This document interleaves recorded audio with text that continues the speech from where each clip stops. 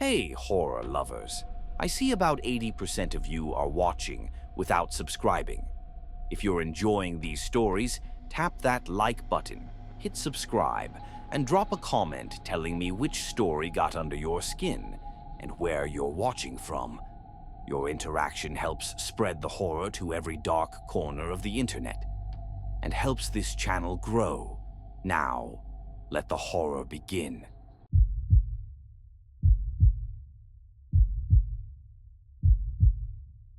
It began with a cake. Someone had left it on the front door of a man named Kevin Mallory early in the morning on his 42nd birthday. The box was plain and white, unmarked except for one sentence written in what looked like red marker. A gift for the birthday boy. What was inside was never meant to be opened by anyone but him. A human heart, still warm. Kevin never saw it. His neighbor's dog got to the package before he left for work that morning, tore it open right there on the porch. But that night, Kevin's own body was discovered in his garage. He'd been left kneeling, completely naked, and gagged with strips of skin that, according to forensics, were very likely cut from his own back. There were words carved across that same back, deep and deliberate. They read, "Make a wish." That was the moment the FBI officially stepped in, though by that point the media had already given the killer a name: the Birthday Butcher. The first 3 murders had happened across state lines, in separate towns in Illinois and Indiana, each one on a different date, involving different types of victims. The link between them only became obvious in hindsight. Every single person had been found on their birthday, and every scene had been staged in a way that felt both performative and deeply personal. One body had been seated at a table surrounded by cupcakes.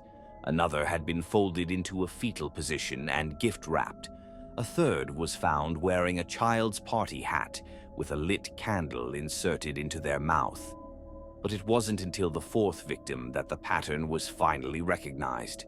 She was a 29-year-old kindergarten teacher named Lila Martin, and her death was different, not because of how she was found, but because of what was discovered inside her. Her car had been moved back into her garage sometime after midnight. Her body was wrapped tightly in a latex sheet, lips sewn into a crooked grin. And in her stomach, the medical examiner found over a dozen balloon fragments, stuffed in post-mortem.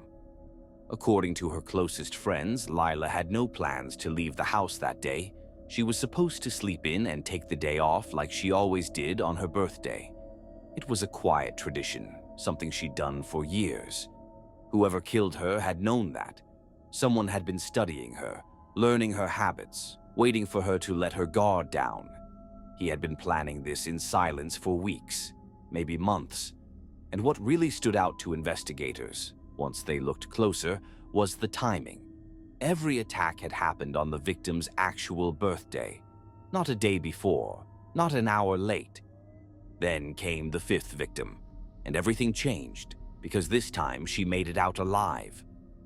Rachel Duran was 26 when it happened. She'd gone out to a bar with some friends to celebrate her birthday, stayed until last call, had a few too many drinks, and decided to call a rideshare to get home safely. She remembers getting into the back seat. That's the last thing she remembers before waking up, tied to a chair. The place she found herself in didn't feel real at first. She was in some kind of basement, dimly lit by colored string lights and shaped candles stuck into half-melted wax puddles. The candles were numbers, 2 and 6, arranged right in front of her like a cake that had already melted. Her arms were tied to the chair with shiny ribbon. Her mouth had been taped over with part of a torn "Happy Birthday" banner. And seated just a few feet across from her in total silence was a man in a black suit. He wore a cheap party hat and held a box cutter in his lap like it was something sacred. At one point, he leaned in toward her and whispered in a calm, level voice, "You should feel special. Not everyone gets to meet me." She escaped by chance. When he turned away, she managed to tip over one of the candles, setting fire to a nearby curtain. In the smoke and chaos that followed, he vanished. But she gave law enforcement the first real break they'd had because she could describe him. Not clearly, but enough. And she remembered something else, too. Something strange. She said he smelled like birthday candles. That thick, burned wax scent that sticks to your throat long after the flame is out. That was when the investigation kicked into full gear. But even then, they never got close. At least, not until I got involved. I've never been the kind of person who gets caught up in serial killer stories. I don't believe in monsters who leave clues and riddles behind. I've always figured those types were invented by journalists looking to sell a headline. But this guy, something about him felt different. And I noticed something in the details that others had missed. Probably because of my old job. I used to be a mail carrier, and when I read through the reports, I kept seeing the same quiet detail pop up again and again. Something that no one had connected. Every single victim had received a birthday card about 2 weeks before they were killed. Not a threat. Nothing scary. Just a generic card. Basic phrases. Generic handwriting. And every one of them was postmarked from a town roughly 2 cities away. They called it coincidence. I didn't, because I got one too. It was my birthday. I just turned 34 that morning. I was living alone in a 1-bedroom apartment outside Louisville. That card was waiting for me in my mailbox, and I swear, when I held it in my hands, the air in the hallway felt wrong. It wasn't just my nerves. Something about the envelope itself made my skin crawl. Inside was a single handwritten sentence. "Your gift is almost ready." That night, I couldn't sleep. Every creak from the floorboards, every shift of the pipes. I kept thinking he was already inside. By midnight, I was honestly starting to feel stupid. I even laughed at myself, until Harley, my dog, started growling at the closet. Now, Harley wasn't the kind of dog who barked at shadows. But that night, he stood frozen in place, teeth bared, shaking violently as he stared at the closet door. That was when I called the cops. They found nothing. No signs of forced entry, no prints, nothing. But taped to the inside of my closet door was a single candle, burnt black. That was the moment I stopped hiding and started researching. The FBI had overlooked something vital: birth records. I figured if this guy was real, and if he followed a strict pattern, then he didn't just pick names out of a hat. He had to start somewhere. This wasn't random, it was personal. And eventually I found something. A boy born in Des Moines. March 3rd, 1980. Adopted at age 4. The adoption records had been sealed, name changed, parents disappeared off the map. And here's the thing. Every murder happened on a birthday, except one. A Jane Doe, found in 2003. She was 28 years old, killed on March 3rd.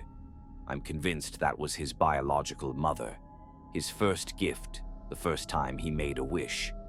I passed what I found to the feds. They didn't confirm anything, but the killing stopped for almost a year. And I started to believe maybe, just maybe, it was finally over. But this morning, Harley woke me up barking like I've never heard before, not warning but panicked. He was clawing at the front door, whining as if he was trying to get out. I opened the door, and there it was, a white box, still warm. I didn't open it. I called the police immediately. Inside, they found a slice of birthday cake, only the frosting wasn't frosting. It was skin, human skin, and underneath it was a severed finger, still wearing a ring, my mother's ring. She's been missing for 2 days. I called, I texted, I even drove by her house last night and convinced myself that the lights being off just meant she was out for the evening. Maybe at a friend's, maybe somewhere safe.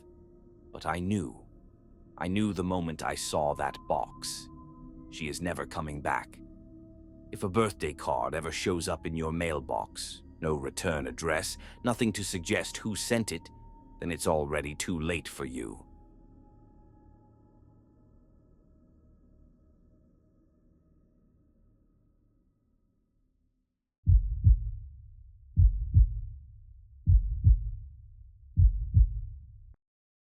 I was 26 when I first heard about the bodies.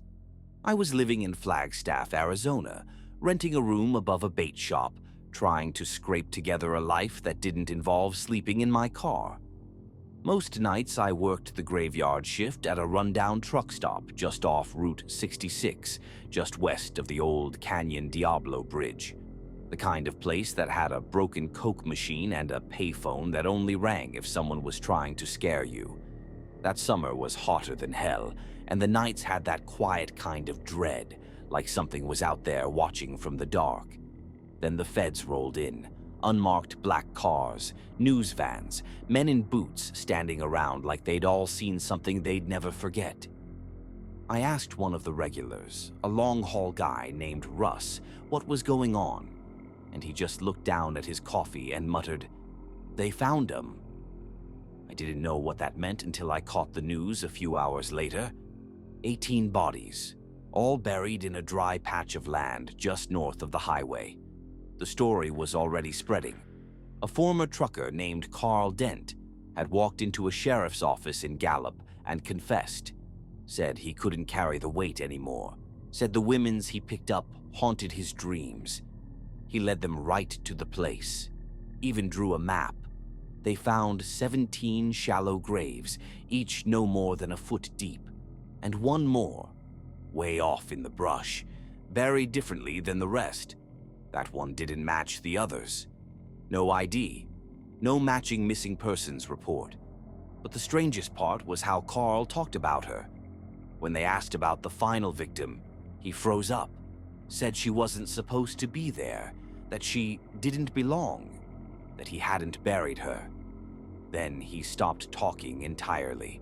By the time they put him on suicide watch, it was already too late. He hung himself in his cell with a sheet the next morning. That should have been the end of it. But 2 weeks later, the reports started. Drivers, mostly truckers, began calling in strange sightings. A woman in white seen walking barefoot along the shoulder of Route 66, always near the old bridge. Some said she was trying to hitch a ride. Others swore she was already in the passenger seat when they looked over. Every story ended the same way. The driver would glance away for just a second, and when they looked back, she was gone. No trace, no door opening, no footsteps, just gone. At first, people brushed it off. Stress, hallucinations, heat stroke. But when a driver named Manny pulled into my station, shaking so badly he couldn't get out of the cab, I knew something was wrong. He said he'd seen her too, only this time she'd smiled. I didn't know what to believe back then. There were a lot of rumors floating around. One said the woman in white was Carl Dent's first victim, and she'd been haunting him for years. Another claimed she was the real killer, and Carl had only confessed because she told him to. But then something happened that made me start digging. One night, a young guy came through, maybe 19 or 20. I noticed his car was overheating, so I told him to hang out for a bit while it cooled down. He was polite, nervous, said he was heading out to California to visit his girlfriend. He'd only been driving for a few hours. We made small talk.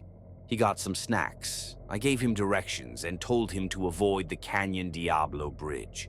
Too many accidents lately. He thanked me and drove off. He never made it to California.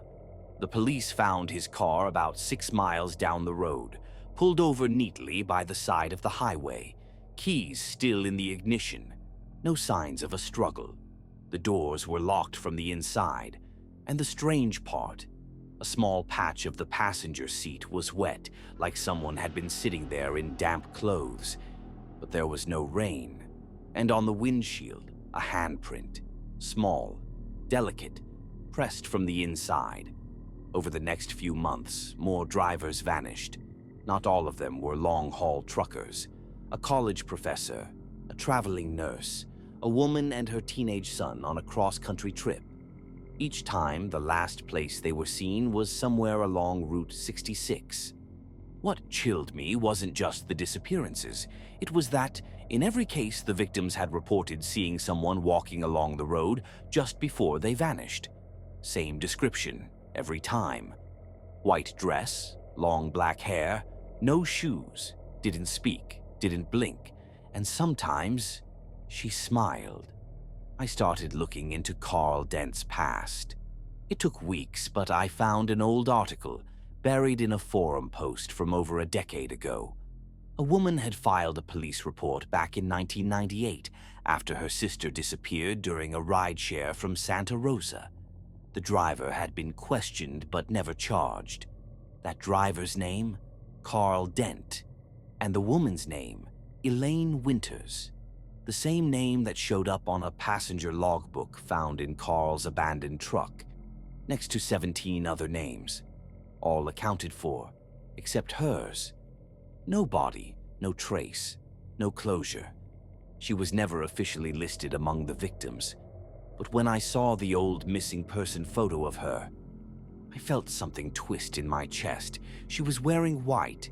I think Carl buried her last because he didn't kill her. I think she got into his truck, and something went wrong. Maybe he tried, maybe he failed, or maybe she wasn't like the others. Either way, I believe she was the first. A few weeks ago, I drove out toward Canyon Diablo myself. I don't know what I was looking for. Maybe closure, maybe answers. The sun had just gone down, and the road ahead was empty for miles. I passed a curve near mile marker 177, and that's when I saw her. She was standing just off the shoulder, motionless. The wind didn't touch her dress. Her hair hung limp and dark, and her head tilted ever so slightly toward me. Not asking for help, not stepping forward, just watching. My foot froze on the gas pedal. My heart was hammering. I blinked, and she was gone. I don't tell many people this story. It's easier to let them believe Carl Dent was the monster, that justice was served. But deep down, I know the truth. She's still out there, and she's already searching for her next victim.